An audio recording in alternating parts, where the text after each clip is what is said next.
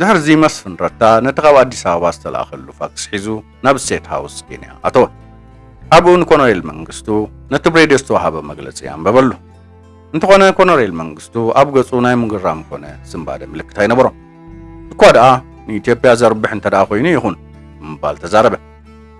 ኣነ ናብዚ መምፅአይ ምክንያት ናብ ሰሜን ኮርያ ብምኻድ መሳርሒ ኺናት ምግዛእ ንህዝቢ ሽዋ ክዕጥቕ ነይሩ መደበይ በሎ ነቲ ገንዘብ ሒዙሉ ዝነበረ ቦርሱ እናርኣየ ቀፂሉ ድንግርግር ዝበሎና መሰለ ሞስቕ ኢለ ናብ ሰሜን ኮርያ ዶ ኸይድ ወይስ ናብ ሃረር ከይደ ምስ ስድራ ቤተይ ክፅምበር ብምባል ንኣቶ መስፍን ሓተቶ። ንሱ ግን ኩሉ ነገር ከም ዝተወደአን ከም ዝተባላሸወን ተረዲእዎ ብምንባሩ ብፍጹም ቅንዕና ዋድ ፕረዚደንት ዝሓይሽ እሞ ናብ ስድራ ቤትካ ብምኻድ እዩ ብምባል ነቲ ብልቡ ዝደለዮ ሓሳብ ደገፈሉ። ድሕር ዚ መንግስቱ እሞ ነቲ ኣብ ዝምባብዌ ዝርከብ ሓወቦይ ደው ኢልካ ናብኡ ይመፅእ ከም ዘለኹ ግለጸሉ በሎ። ብኡ ንብኡ ድማ ናብ ኣዲስ ኣበባ ደወለ። ጀነራል ተስፋይ ገብረ ኺዳን ቴሌፎን ተቐበሎ።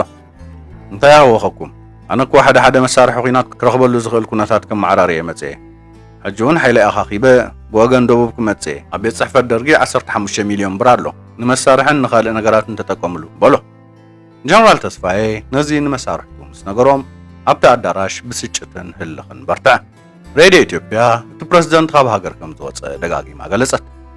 ኣብቲ ቆራጽነቱን ሃገራውነቱን ተዋዓዋዓሉ ሬድዮ ሕዳሚ ተባሂሉ ተዘለፈ።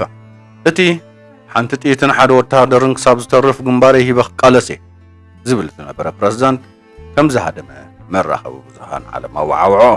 እቲ ንኢትዮጵያ ናይ 17 ዓመት ኩናት ዘቃልዓ ንሓረሳ ኢትዮጵያ በዓል መሬት ገይሩ ዘትረፈ ስልጣን ዝመርሐ ቀይሕ ሽብር ኣውጁ ኣሽሓት ዘርገፈ ንወራር ሃገሩ ንምግታእ ክሳብ ግንባር ዘኽተተ ንምሁራት ሃገሩ ግንባሮም ብጥይት ዝወድአ ማይምነት ንምግጣም ዝሰርሐ ኮሎኔል መንግስቱ ሃይለማርያም ሃገሩ ገዲፉ ብፀቱ ደርቢዩ ሰራዊቱ በቲኑ ናብ ሃራሪ ጉዕዙ ጀሚሩ ተባህለ። ብዙሓት ካብ ደገፍቱ ባዕሉ ካብ ሃገር ነፋሪት ጨዊዩ ሃገር ኣታሊሉ ዘይኮነ ንኬንያ ኸይዱስ ሲያይ ኣገዲዱ ኣውፂዎ ዝብሉ እኳ እንተኾኑ ኮሎኔል መንግስቱ ግን ክሳብ ዛእዋን ኣብ ጉዳይ ህድምኡ ኣሜሪካ ኾነ ካልኦት ምዕራባውያን ሃገራት ኢድ ኣለወን ኢሉ ገሊጹ ይፈልጥኒ።